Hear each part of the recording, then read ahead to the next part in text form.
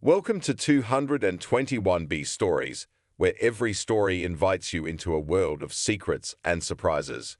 Grab your coffee, stay curious, and share the thrill with fellow mystery lovers. Let's get started. Sherlock Holmes and the Labyrinth of Forgotten Souls. Chapter 1. It was a morning like any other when the letter arrived, unassuming, sealed with red wax bearing no crest. Mrs. Hudson found it at the doorstep of 221B Baker Street, resting innocently atop the daily papers. Dr. John Watson, midway through his tea, unfolded it, noting the peculiarity of its fine parchment and meticulously penned script. The message inside was brief, unsettling. To those who seek truth, beware. Souls lost beneath the streets call for remembrance. Find Lord Percival Blake, or find only silence. There was no signature. Watson's brow furrowed. The name stirred vague recognition. Lord Blake, a prominent philanthropist whose face often graced the society columns. Before he could voice his thoughts, Sherlock Holmes entered, his keen eyes darting to the letter.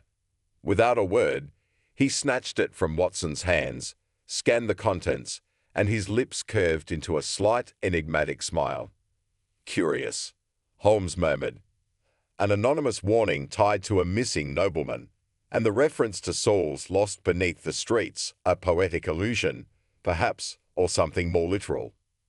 Moments later, Inspector Lestrade arrived, summoned by Holmes earlier that morning, though Watson hadn't known why. Lestrade, removing his hat, confirmed their suspicions. Lord Blake vanished 3 nights ago. Last seen near the ruins of Brookhaven Asylum. No ransom note, no demands, just gone. Brookhaven. Even Watson, not prone to superstition, felt a chill. 2 decades prior, the asylum had burned, its twisted corridors collapsing into the earth, taking with them inmates and staff alike. The tragedy birthed urban legends, whispers of restless spirits beneath London's cobbled streets. Holmes was unmoved by ghost stories.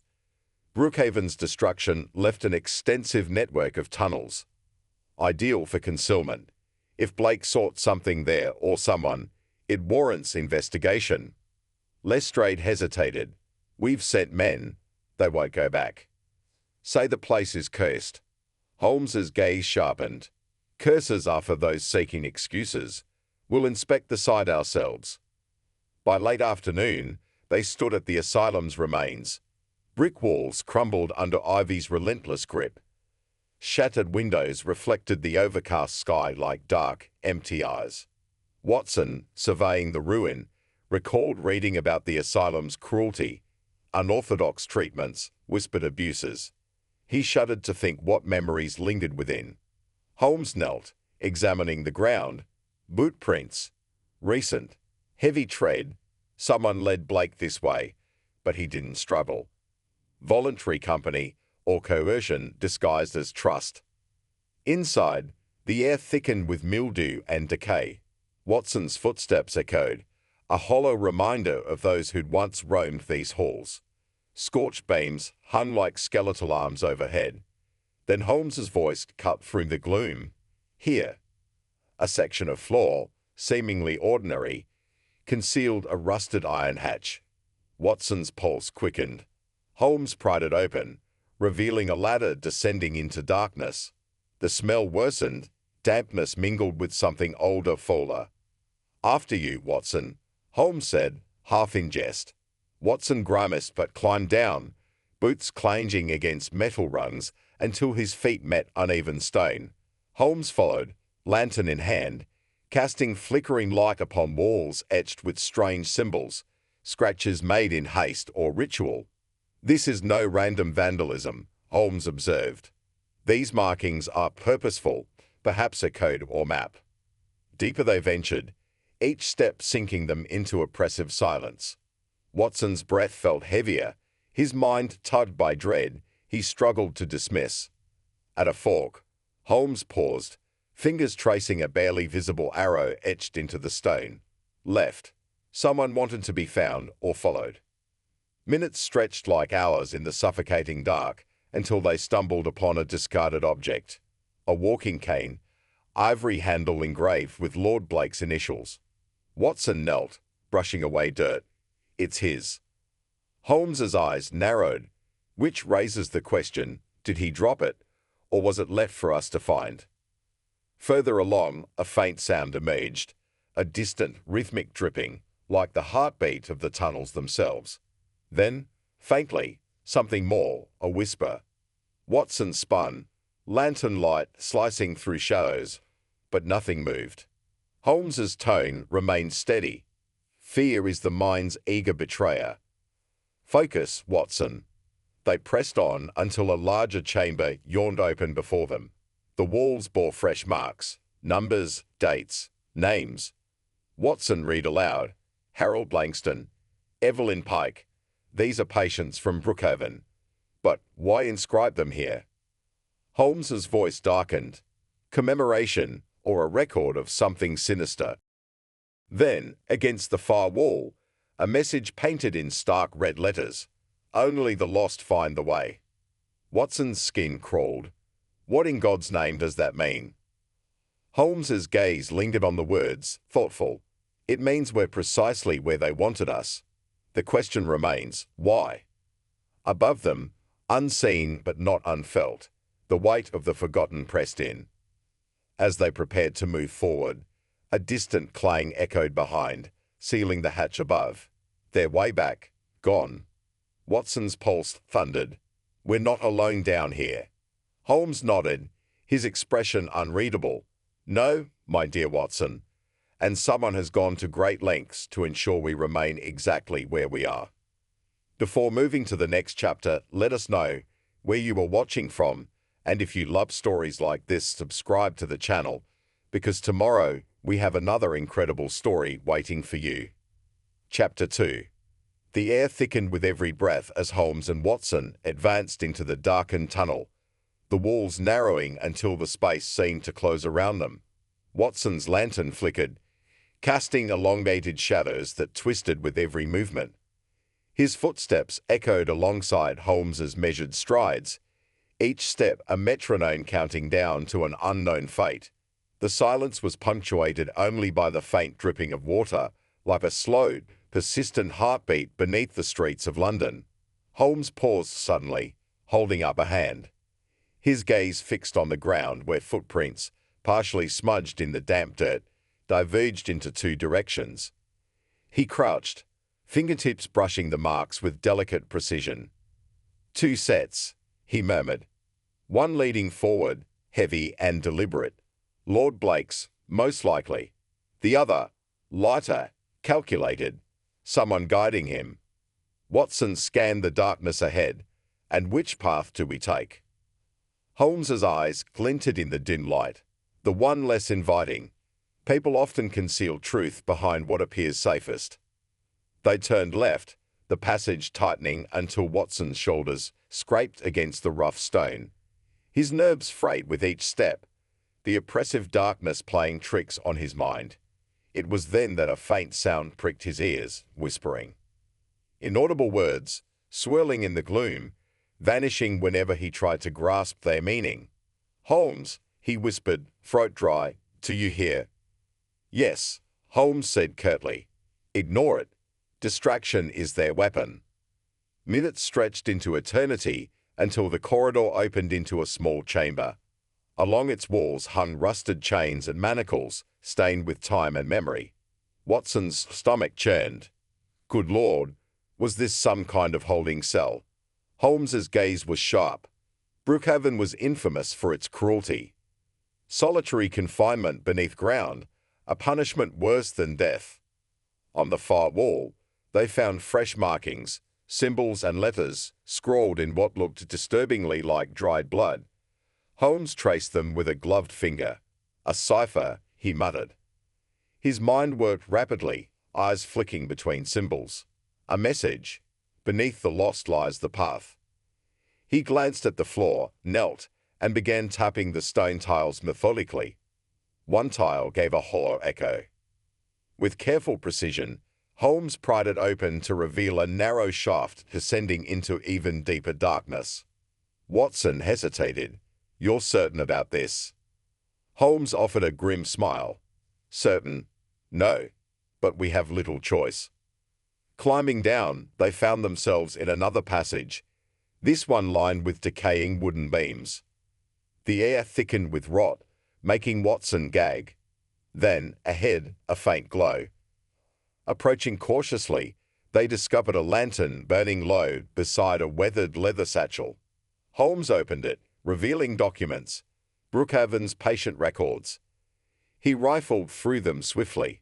These names, all from the asylum's final year. And look, here's Blake's signature.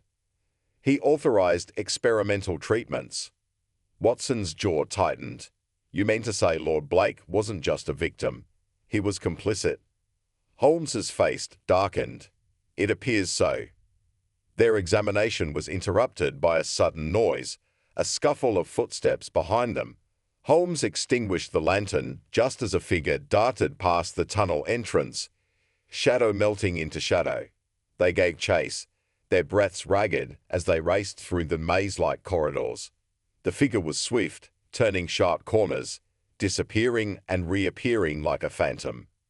Then, without warning, Watson tripped, sprawling onto the cold stone. Holmes halted, helping him up just as a voice echoed from the darkness ahead, low, distorted, taunting. "You seek answers where none remain. Turn back, or be swallowed like the rest." Watson's blood ran cold.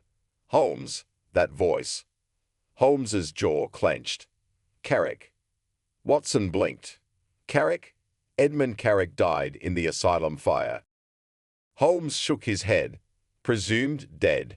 But I never trust convenient conclusions." Determined, they pressed on, reaching another chamber, this one vast, with walls covered in names. Watson's eyes scanned them, heart sinking. These are all people who vanished over the years. Dozens. Holmes's gaze sharpened. This is no spontaneous crime. It's been orchestrated for decades. At the chamber's center stood a solitary chair. On it, Lord Blake's coat lay neatly folded, as if placed with care. Watson approached cautiously, lifting it to find a pocket watch beneath, a familiar one Blake was known to carry.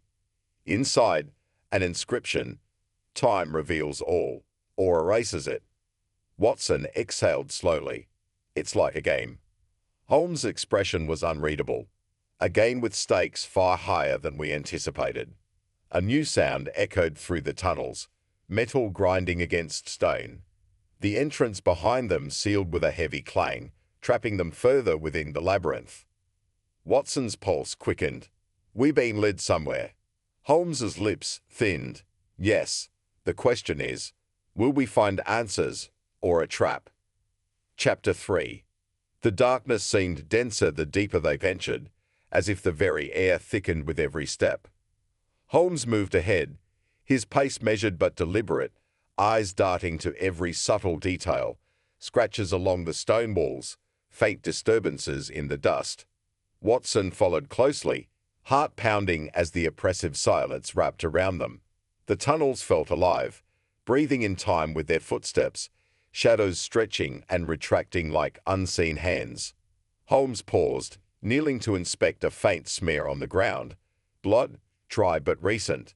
"He's been dragged further in," he murmured. Watson felt a chill crawl down his spine. The evidence of Lord Blake's presence was undeniable, but what disturbed him more was the calculated nature of the clues left behind, as if someone wanted them to follow, step by step, deeper into the labyrinth. They moved on, the tunnel sloping downward. The dampness increased, water seeping through the cracks, forming shallow puddles that reflected their lantern's glow. Watson caught glimpses of strange symbols etched into the walls, crude, hastily carved.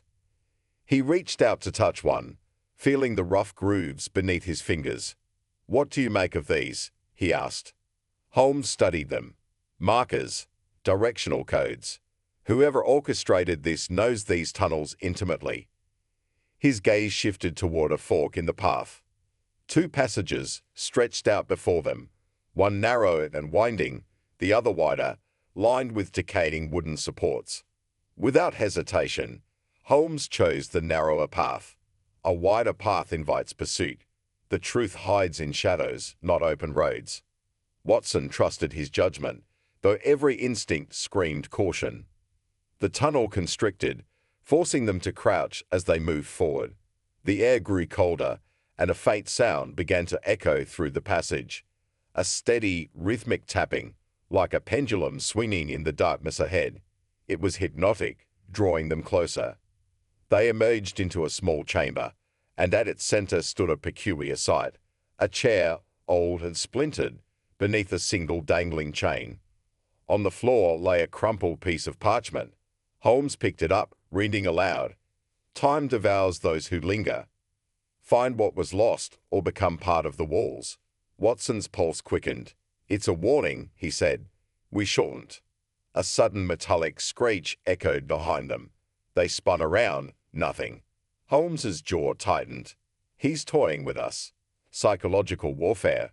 Keep your wits sharp, Watson." Another passage awaited them beyond the chamber, its entrance partially concealed by debris. They pushed through, and the smell changed. Stale air mingled with the faintest hint of something more pungent. Chemicals. Watson's stomach twisted as they entered a corridor lined with rusted doors, remnants of the asylum's underground cells. Each door bore a number, and some names. These were isolation rooms, Watson whispered. "God help those who were kept here." Holmes examined one door left ajar. Inside, the walls were covered in frantic scrawls, words layered atop each other, indecipherable in their madness. He stepped back, gaze somber. This place was designed to break the mind. Now it's being used to trap us within its twisted memories. Further down, they found fresh footprints leading to a cell at the corridor's end. Holmes approached cautiously, pushing the door open. Inside, a lantern burned low, casting a dim circle of light over the floor, where Lord Blake's poppet square lay stained with blood. On the wall, another message. "He repents beneath the stone." Watson's breath caught. "Is he alive?" Holmes didn't answer immediately, studying the words. "Beneath the stone. This isn't just literal. There's another level." Holmes tapped the floor, searching for hollow sounds. Near the corner, the floorboards gave way beneath his cane's pressure. He pried them open to reveal a narrow crawl space. Without hesitation, he slipped in, and Watson followed. The space was suffocating, every breath tasting of dust and decay. After what felt like an eternity, they emerged into a cavernous chamber unlike any they had encountered. Its walls adorned with portraits, faces scratched out except for their eyes, which seemed to follow them. Watson shivered. What is this place?" Holmes's gaze swept the room. A sanctum, a memorial twisted into something grotesque. At the center stood a figure, face obscured by a porcelain mask, painted with a grotesque smile. His voice echoed, calm yet chilling. "Welcome, Mr. Holmes. I wondered how long it would take." Holmes's tone remained cool. "Carrick." The man chuckled softly. "That name died with the asylum, along with those your beloved Lord Blake condemned." Watson's fists clenched. "You abducted him." "Tortured him." "Torture?" Carrick tilted his head. "No, Doctor. I offered him clarity. A chance to repent for his sins. Tell me, do you believe in justice, or merely the illusion of it?" Holmes stepped forward. "You seek vengeance under the guise of righteousness, but this isn't about Blake's crimes. It's about your obsession." Carrick's gaze darkened. "And yet, here you are, following every breadcrumb I left. Perhaps part of you understands that the world thrives on lies, Mr. Holmes." The tension in the room thickened, every word hanging heavy. Holmes's mind raced. Carrick was more dangerous than anticipated, not just physically, but intellectually. He had turned the labyrinth into a maze of moral quandaries as much as physical danger. "Where is Blake?" Holmes demanded. Carrick gestured toward a slab of stone at the room's edge. "Beneath there. Breathing. For now. Watson moved to lift it, but Carrick's voice stopped him cold. Be careful. Choices have consequences. Holmes's gaze never wavered. So does inaction. Without another word, he and Watson heaved the slab aside. Beneath, Lord Blake lay unconscious, but alive, bruised and pale. Watson checked his pulse, faint but steady. Holmes turned back to Carrick. It's over. Carrick's smile didn't falter. No, Mr. Holmes, it's only just begun. And then, with a flick of his hand, the ground beneath their feet shifted, a hidden mechanism grinding to life. The chamber shook, dust raining from the ceiling. Holmes's eyes narrowed. Another trap, another layer. And they were running out of time. Chapter 4. The ground quivered beneath their feet, the walls seeming to close in as the grinding grew louder. Holmes's mind raced. Carrick stood still, as though savouring the chaos he had unleashed, his porcelain mask glinting under the flickering lantern light. Without hesitation, Holmes reached down, hauling Lord Blake to his feet. The man was barely conscious, mumbling incoherently, his lips forming fragmented words, pleas, perhaps, or confessions. Watson, take Blake. Holmes commanded, his voice cutting through the rumbling. Watson threw Blake's arm over his shoulder, steadying the weakened man. We must move, now, Watson urged, panic surging through his veins. Carrick's voice echoed through the chamber. Run if you like. The labyrinth swallows all. No one escapes what they've earned. Ignoring him, Holmes scanned the walls for an exit. His eyes caught a faint draft stirring the dust near a far corner. He sprinted toward it, finding a narrow crevice, just wide enough for them to slip through. This way, Holmes called. The passage beyond was tighter, suffocatingly narrow, but it sloped upward, a hopeful sign. Watson, struggling under Blake's weight, gritted his teeth, forcing one foot ahead of the other. The rumbling intensified. The labyrinth was collapsing. Stones fell from above, narrowly missing them, while the walls trembled with every passing second. Holmes pressed forward, his senses hyper-focused. Every decision was a calculation, every turn weighed against the risk of dead ends or worse. Behind them, Carrick's laughter echoed, a chilling sound that seemed to reverberate through the very bones of the tunnels. After what felt like an eternity, they burst into a wider corridor, breathing raggedly. Holmes paused to catch his breath, but Blake weakly tugged at Watson's coat. The names, the ledger, you must stop him. His words dissolved into a cough. What ledger? Watson asked urgently, but Blake's eyes rolled back, and he sagged unconscious. Holmes's expression darkened. There's more at stake here than Blake's sins. Carrick's plan runs deeper. A sudden sound halted their conversation, a slow, deliberate clap echoing through the tunnel. From the shadows ahead, Carrick emerged, blocking their path. His mask gleamed, the grotesque smile etched upon it unmoving. You see, he drawled, it was never about Blake alone. The ledger details every man and woman who'd profited from Brookhaven's horrors, names still revered in society. Blake was merely the first to face retribution. Holmes's gaze remained steady, and you've appointed yourself judge and executioner. Carrick tilted his head. Someone had to. The law turns a blind eye to those with influence. I offer balance. Watson's fists clenched. Balance? By abducting and murdering. You're no better than those you condemn. Carrick's laugh was hollow.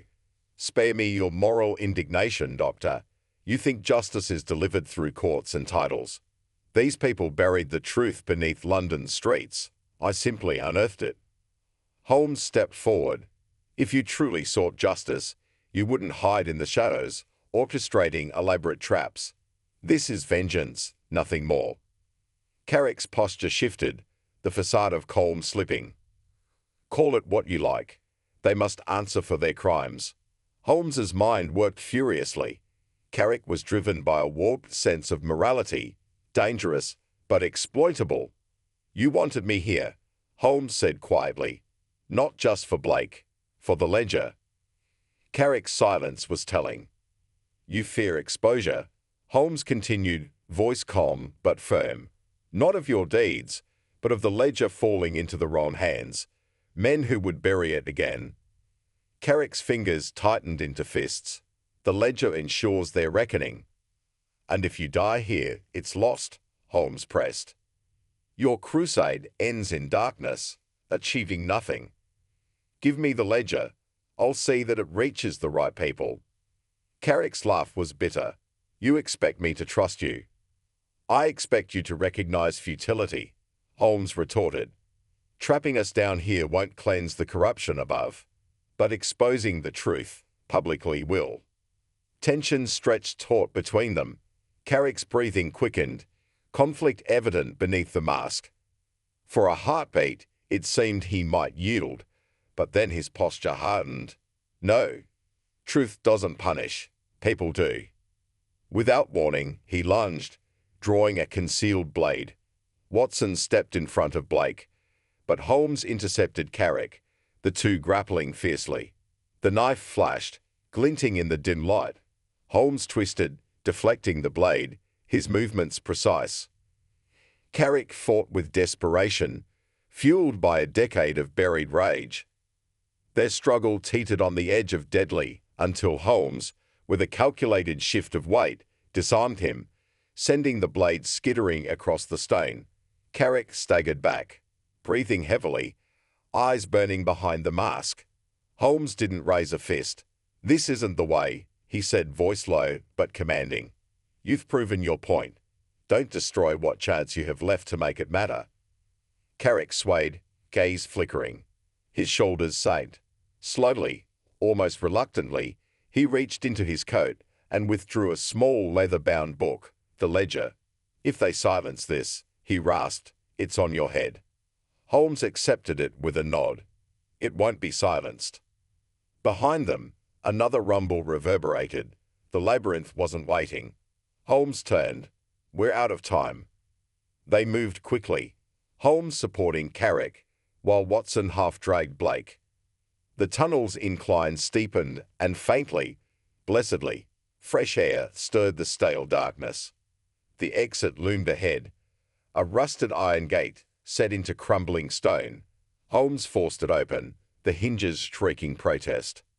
They stumbled into the night air, lungs drinking in the coolness. Rain pattered down, washing away the grime and blood. Watson collapsed to his knees, gasping. Carrick sagged beside him, spent. Holmes stood over them, ledger clenched in his hand, gaze lifting to the fog-draped city beyond. Beneath London's gleaming facades lay rot and ruin, and now, perhaps, the chance to expose it. But at what cost? Chapter 5. Rain poured down in relentless sheets, soaking them to the bone as they lay on the cold, uneven cobblestones just outside the labyrinth's entrance. Watson's chest heaved with exertion, his muscles aching from hauling Blake through the twisting tunnels. Beside him, Carrick sat hunched, shoulders trembling, not from exhaustion, but from the slow unraveling of his years-long obsession. Holmes stood a few steps away, face illuminated intermittently by distant gas lamps, the leather-bound ledger held tightly in his hand. His gaze was fixed on the city beyond, where the warm glow of London's nightlife was indifferent to the horrors that unfolded beneath its streets. Holmes turned toward them, eyes settling on Carrick. You've won no victory here, he said quietly, voice carrying through the rain. Whatever righteousness you thought you held was lost the moment you chose vengeance over justice. Carrick let out a hollow laugh. Justice. His mask was gone now, tossed aside during the chaos, revealing a face marred with old burns and fresh scars, physical remnants of Brookhaven's downfall. His eyes, though tired, burned with defiance. Justice doesn't reach men like Blake or the others listed in that ledger. Wealth shields them. Influence buries truth. I gave them something money couldn't buy, fear. Watson clenched his fists, anger simmering beneath exhaustion. You claim moral high ground while leaving bodies in your wake. People's lives, Carrick. They signed away lives in that asylum. Carrick snapped back. Children, men, women, treated worse than beasts. Forgotten by a world that called itself civilized. His voice cracked, years of bottled rage spilling forth. No trial would convict them, not when the very courts sick in their pockets. Holmes's face remained unreadable.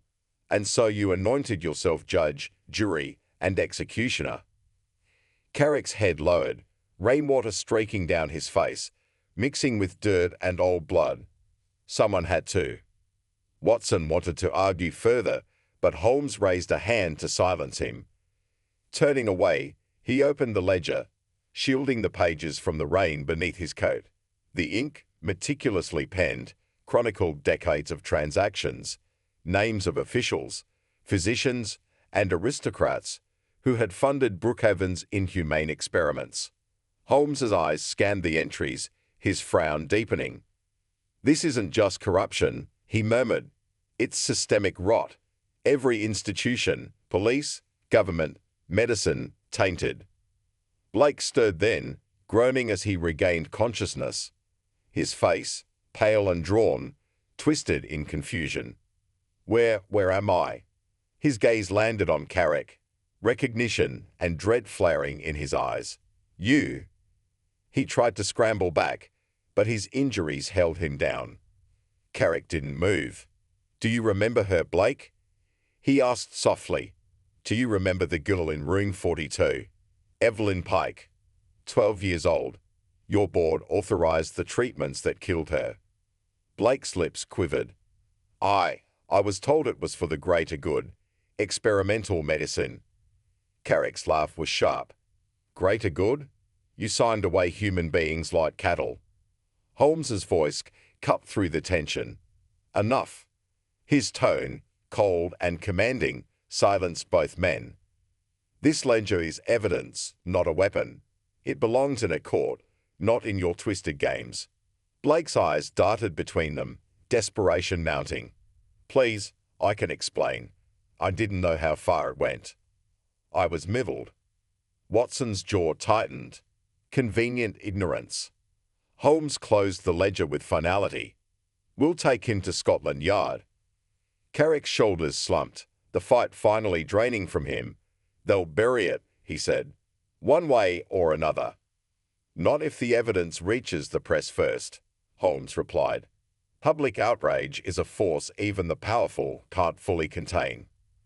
Sirens echoed in the distance, Lestrade's men, no doubt responding to Holmes's earlier message. The rain showed no sign of relenting, drumming steadily against cobblestones. Holmes glanced at Carrick. "You'll face justice for your crimes, but you've done your part. The rest is mine." Carrick didn't respond. His gaze drifted toward the city skyline, obscured by fog and rain. "You think exposing them changes anything?" he muttered. "Men like Blake? There'll always be more." Holmes pocketed the ledger. "Perhaps, but darkness thrives in silence. I prefer noise." Within minutes, uniformed officers arrived. Lestrade stepped out, coat pulled tight against the rain. His eyes widened upon seeing the scene, the bruised Blake, the battered Carrick, and Holmes standing like a spectre amidst it all.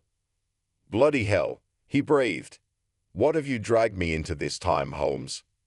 "Corruption," Holmes said tersely. "Centuries deep.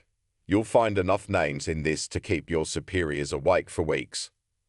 Lestrade accepted the ledger, face grave. "You trust the Yard with this?" Holmes's gaze was steady. "No, but I trust the press will be less discreet if it disappears." Officers cuffed Carrick, leading him away. He offered no resistance, only a parting glance at Holmes. "Sometimes you have to burn it all down," he said. Holmes watched him go, rain sliding down his face. "No," he whispered under his breath, "sometimes you expose it to the light." As dawn crept over the horizon, casting a pale glow through dissipating fog, Holmes and Watson stood alone.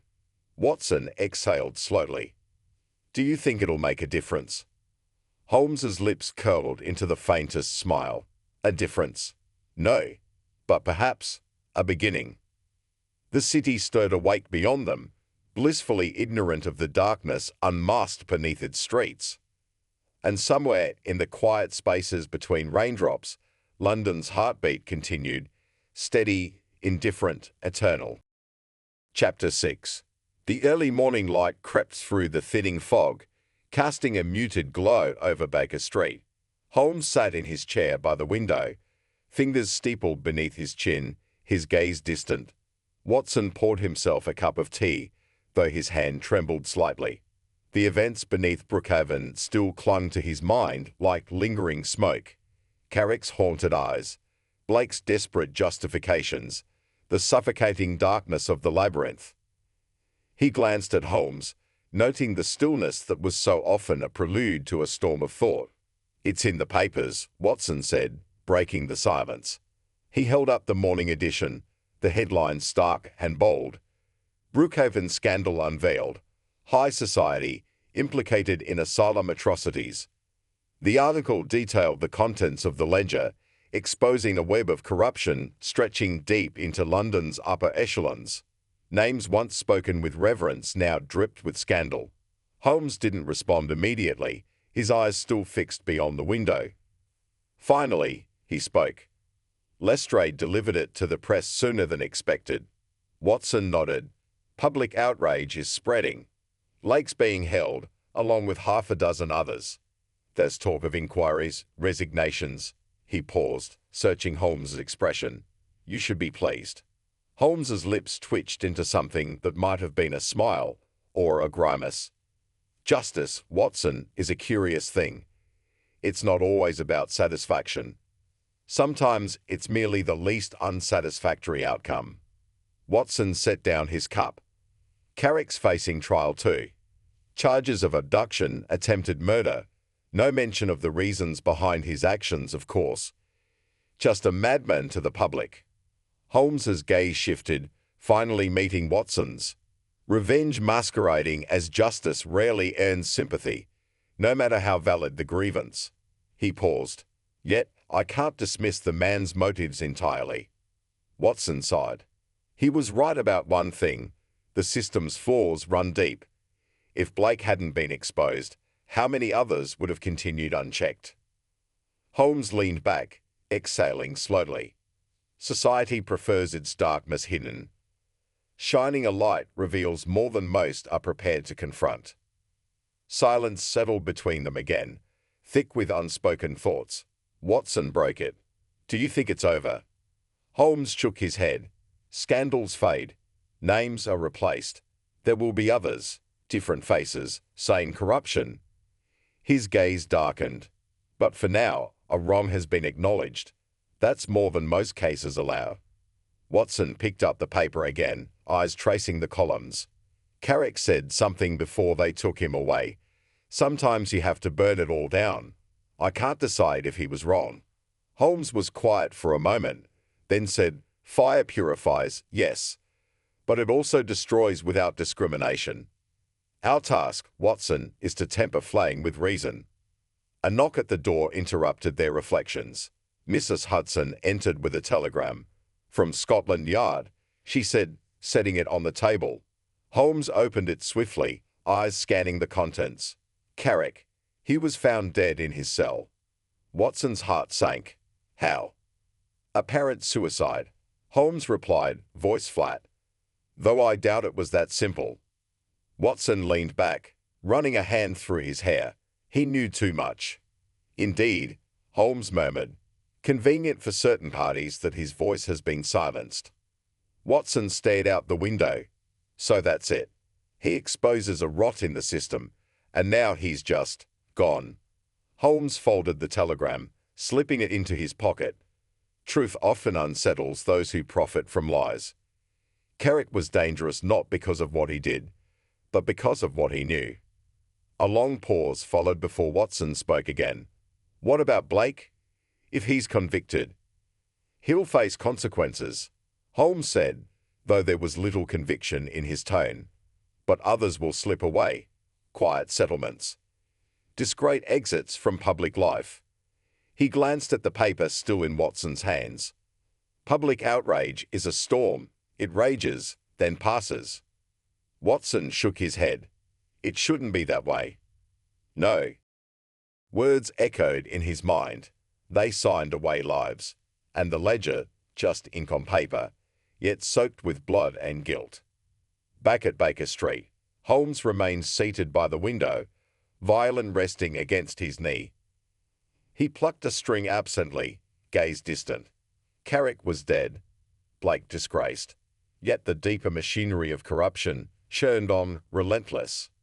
Holmes's fingers tightened on the violin's neck. The world spins, indifferent, he murmured. But for today, one shadow has lifted. Outside, the city breathed, fog rolling in waves, lamplight flickering, and somewhere, deep beneath the cobbled streets, the tunnels of Brookhaven lay silent once more. Forgotten. Waiting. Chapter 7. Weeks passed, and the uproar that had once gripped London began to wane. What was once headline news was gradually relegated to the lesser pages of the newspapers. Names that had once incited public fury now faded into obscurity, replaced by fresh scandals and trivial gossip.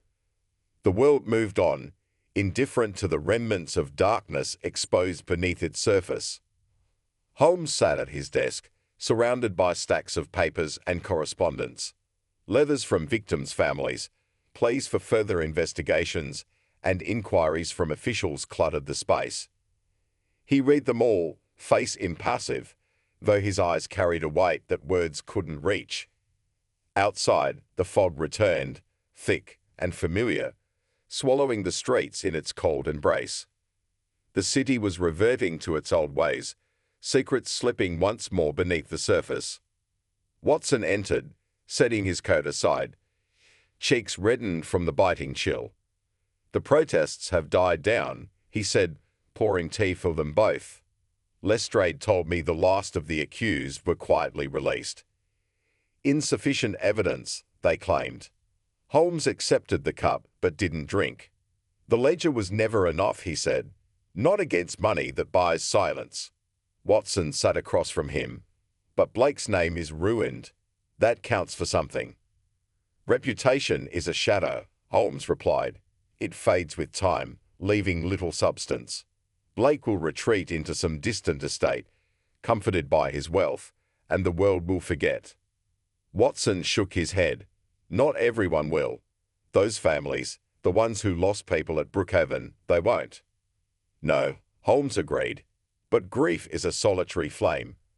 Society rarely warms its hands by it for long. A long silence settled between them. Watson broke it softly.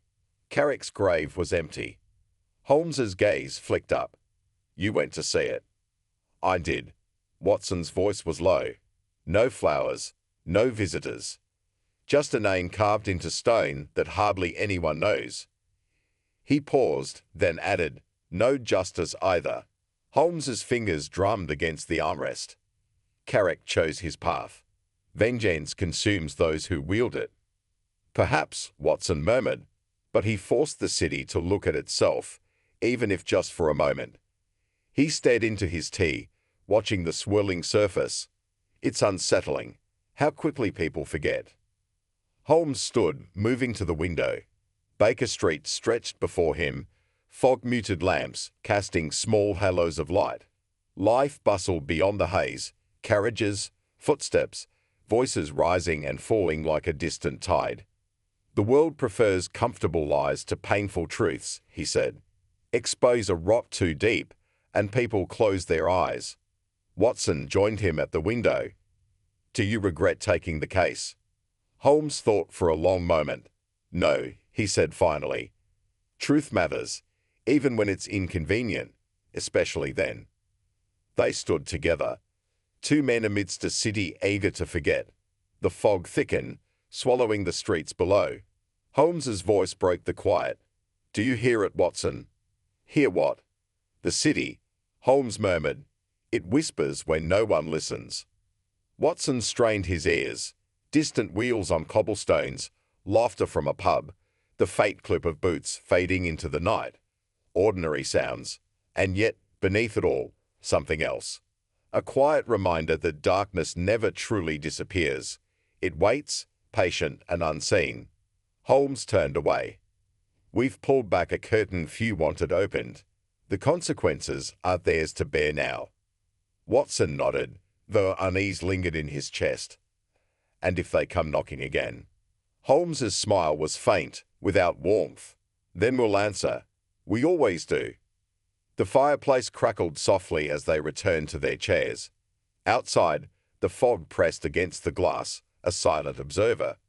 London slept on, dreams undisturbed by the truths buried beneath its streets. Watson glanced at the clock, late, yet sleep felt distant. Strange, isn't it? He said. We chase answers, unearth truths, and sometimes it feels like the world punishes us for it. Holmes's gaze rested on the flickering flames. Truth is seldom kind, Watson, but lies. His voice trailed off, and he shook his head. Lies are worse. A distant church bell tolled, its echo fading into the fog. Watson finished his tea, setting the cup down with a soft clink. What now? Holmes leaned back, eyes half-lidded. We wait. The world spins. Darkness stirs. Sooner or later, another shadow will fall across our door. And in the quiet that followed, the fog outside seemed to pulse with secrets yet untold. London's endless labyrinth of forgotten souls waiting beneath cobblestones and lamplight. Watson closed his eyes, the faces of Brookhaven's victims haunting the edges of his mind. The fire burned low. The city whispered on. And somewhere in the vastness beyond Baker Street, another story began.